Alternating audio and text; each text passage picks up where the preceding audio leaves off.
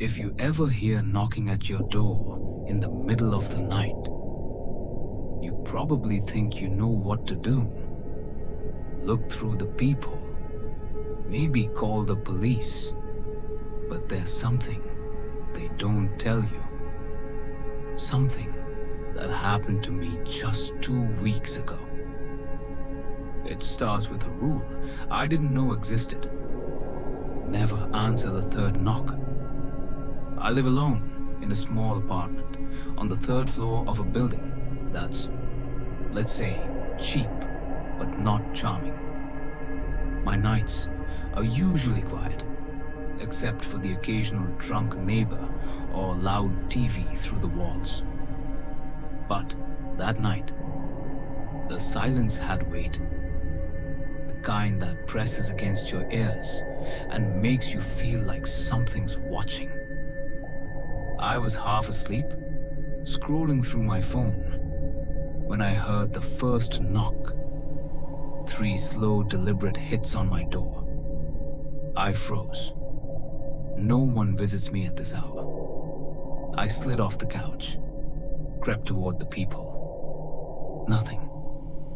Just the empty hallway, bathed in the sick yellow light of the flickering bulb outside. I thought maybe it was a prank, but something in my chest tightened. I backed away from the door. A minute later, the second knock. Louder this time. I wanted to yell, but my voice caught in my throat. I reached for my phone. No signal. That's when I noticed it.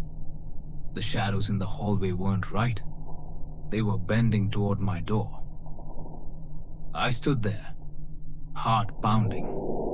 Then the third knock, and with it, the sound of breathing. Not like someone out of breath, more like someone savoring each inhale. I should have stayed quiet. I should have remembered the rule. But something compelled me. My hand reached for the lock before my brain could stop it. The hallway looked empty, but it felt crowded, like 100 unseen faces pressed against me. The air was ice cold, smelling faintly of earth and metal. I whispered, "Hello?" Something whispered back. Not words, just the exact same sound I had made, but stretched, distorted, like it was learning how to talk. I slammed the door shut, locked it, but when I turned around, my living room window was open, and I live on the 3rd floor. Inside, in the far corner, something tall was standing. Too tall to fit without bending. Its head scraped the ceiling. It didn't move like a person. Every step made the lights flicker. Every flicker brought it closer. When the light came back the last time, it was gone. I backed into my bedroom, locked the door, and called the police. This time, the call went through, but the voice on the other end wasn't the dispatcher. It was me. "Don't answer the third knock," my voice said, before the line went dead. I didn't sleep. At sunrise, I checked my front door. On the wood were 3 deep scratches, right where someone would place their hand to knock. I thought maybe it was over, but the next night, 2:14 a.m., the first knock came again. This time, I didn't move. I didn't breathe. Second knock. The shadows pooled at the bottom of my door, seeping through the crack like smoke. And then, silence. No third knock. For a moment, I thought I had won. At 3 a.m., I woke to a sound in my room. Slow breathing. I turned my head toward the corner. It was standing there again, head tilted, too wide smile. It took 1 step forward and knocked. Once, twice. 3 times. Now you know the rule. Never answer the third knock. But rules don't matter if it comes inside first.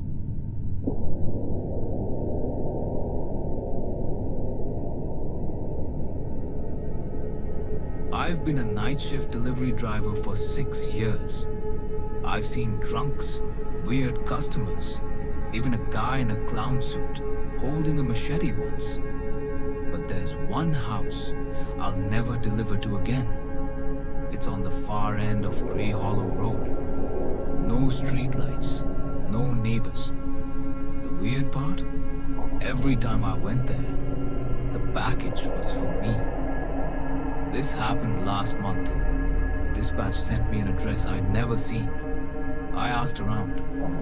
No one on the team had delivered there before, but the GPS swore it existed. It was almost midnight when I pulled up. The house was ancient, with dark windows and a single porch light swinging in the wind. The package was small, wrapped in brown paper, no return address.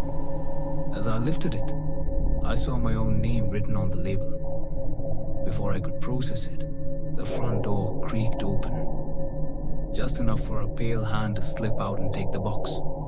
No, thank you. No sound, just the slam of the door. I drove off fast, heart racing. A mile down the road, my dispatch radio crackled. The voice said, "Delivery confirmed." Then, quieter. "See you soon." Except, it was my voice. I thought it was a glitch until the next night. Another delivery to Grey Hollow Road. Same house, same package, same name. Mine. This time, I didn't knock. I left the package and turned to leave. But when I reached my truck, the package was already in the passenger seat, still sealed. I looked in the mirror. Someone was sitting in the back seat, too tall for the cab, head bent at an unnatural angle. I floored it. Didn't stop until I got home. When I finally opened the package, inside was a VHS tape labeled "Tomorrow." I played it. It was grainy security footage of me sleeping in my bed. The date on the bottom corner was tomorrow's date, and at exactly 3:14 a.m. on the tape, the bedroom door opened and that tall figure stepped inside. I didn't sleep. I sat up all night watching the door. At 3:13, I heard the porch steps creak. At 3:14, the bedroom door handle turned, and now there's a package at the foot of my bed. It has my name on it, and it's still moving. If you're ever delivering late at night and get sent to Grey Hollow Road, quit your job. Some packages you're not meant to deliver. Subscribe for more horror if you dare to hear the third knock.